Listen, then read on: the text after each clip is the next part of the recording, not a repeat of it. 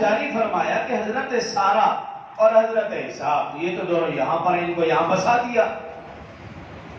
حضرت ہاجرہ کو لے کر مکہ کی طرف ہجرت کرو، یہ اس سے بھی بڑا امتحان تھا۔ اب اللہ رب العزت کا حکم ہے، ابراہیم علیہ السلام حضرت ہاجرہ علیہ السلام اور اسماعیل علیہ السلام کو لے کر اللہ کے حکم کو پورا کرتے ہوئے مکہ لے گئے۔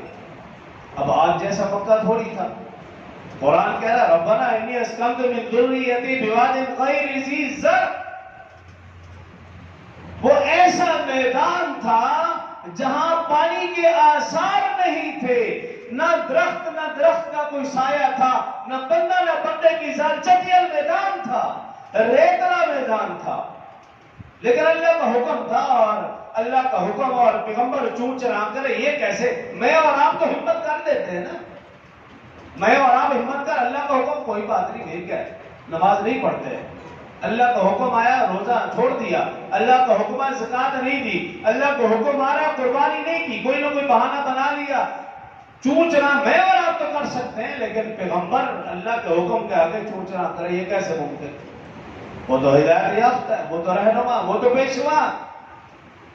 اللہ کا حکم تھا حضرت ہاجرہ اور حضرت اسماعیل کو لے کر اس مکہ کی وادی کی طرف ہجرت کی،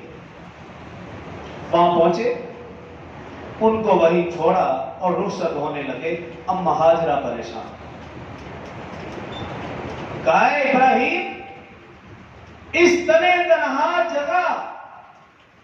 مجھ خاتون اور ننھے اسماعیل کو اکیلے چھوڑ کر جا رہے، خیریت تو ہے؟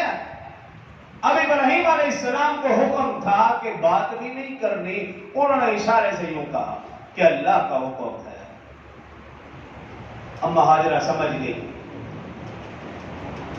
جیسے ابراہیم کے خلیل اللہ کے لبوں پر خدا کا نام آیا، اما ہاجرہ کی زبان پر صبر کا پیغام آیا، کہا ابراہیم خلیل اللہ اگر اللہ کا حکم ہے، اللہ کی مرضی ہے، تو پھر میں صبر و استقامت کا ایسا مظاہرہ کروں گی کہ قیامت تک دنیا حیران رہ جائے گی۔ ابراہیم علیہ السلام